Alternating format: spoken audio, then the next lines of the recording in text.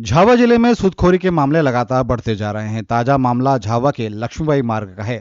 यहाँ पर रहने वाली प्रेमलता जैन ने एसपी ऑफिस पहुंचकर शिकायत दर्ज करवाई है। रुपयों के लेन देन में उन्हें प्रताड़ित किया जा रहा है और धमकियां मिल रही हैं। 2.5 साल पहले ललित नायक से 40 लाख रुपए कपड़ों के व्यापार के लिए उधार लिए थे। इस रकम में से 7 लाख रुपए वे चुका भी चुके हैं, लेकिन अब सूदखोर 83 लाख रुपए लुटाने का दबाव बना रहे हैं। प्रेमलता का आरोप है कि सूदखोर और उसके साथी आए दिन घर पर आकर उनके और उनके परिवार को डराने धमकाने का काम कर रहे हैं।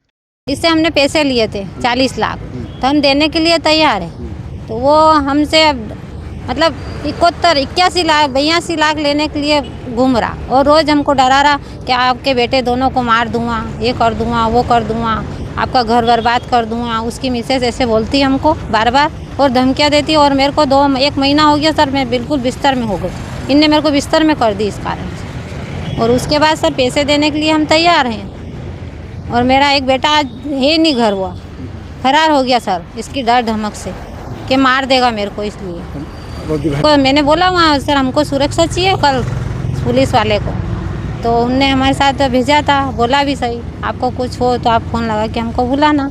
उसके बाद साहब क्या बोल रहे हैं? ये साहब यहाँ बोल रहे सर कि आपने काहे के लिए लिए थे। मैंने कहा सर लिए थे जब देने के लिए हम तैयार, हमारी प्रॉपर्टी बेच के हम आपको पैसे देने के लिए तैयार हैं। हम मना नहीं कर रहे सर, जो हो रहे वो ले लो। हमने 7 लाख रुपए ब्याज भी दिया इसको। उसके बाद मेरे बेटे से दुकान खाली करो ज़बरदस्ती, घासलेट लाया, वो लाया, सब ला के आया और दुकान पे से उठा दिया और के आग लगा दूंगा। मेरे बेटे ने दुकान खाली करके दे दी, चाबी उसके पास, मैं दुकान बंद हो गई। हम मतलब ऐसे हो गए, घर से फरार हो गए सब हम सब। इस तरीके से हम हमारे से विवाद कर रहा हो, रोज़ डरा रहा, मारेंगे कर रहा सर। मेरे को इतनी धमक बैठी कि मेरे बच्चे को मार देगा तो मेरा क्या होएगा, मेरा हस्बैंड का क्या होएगा।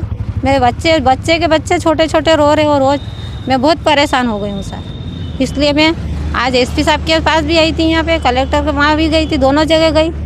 उनने ऐसा बोला मेरे को कि आप पैसे दे रहे हो 40 लाख, तो हम 4 बार ले लेंगे। तो सर मैंने बोल दिया उनसे कि सर अब हम व्यवस्था करके देंगे सर, आप हमारा कोई निर्णय निकालो इसका। इस पूरे मामले का एक वीडियो भी सामने आया जिसमें ललित नायक रुपए गिन रहे हैं और उनके साथ में संदीप पाल भी मौजूद हैं जो प्रेमलता और उनके परिवार को रुपए दे रहे हैं। पीड़ित परिवार की शिकायत के बाद पुलिस इसे सिर्फ आपसी लेन देन का मामला बता रही है और कोई ठोस कार्रवाई अभी तक नहीं की गई है। सवाल ये उठता है कि अगर ये आपसी लेन देन का मामला है तो 40 लाख रुपए का ब्याज क्यों वसूला जा रहा है, और यदि यह सूदखोरी का मामला है तो फिर पुलिस आरोपियों पर कार्रवाई क्यों नहीं कर रही है। देखिए, जो शिकायत प्राप्त हुई है और शिकायत के जो उनने आवेदन में तथ्य लेख किए हैं उससे स्पष्टतः प्रतीत होता है कि ये दोनों के मध्य में लेन देन का मामला है। और जो धमकी या किसी प्रकार की ये जो बात लेख की गई है तो वो जो जांच करने के बाद में ही इसमें तथ्य उजागर होंगे। बाकी ये स्पष्टता जो है इस पे लेन देन की बात क्लियर कट इसकी शिकायत आवेदन पत्र में ही लेख की गई है। ठीक है।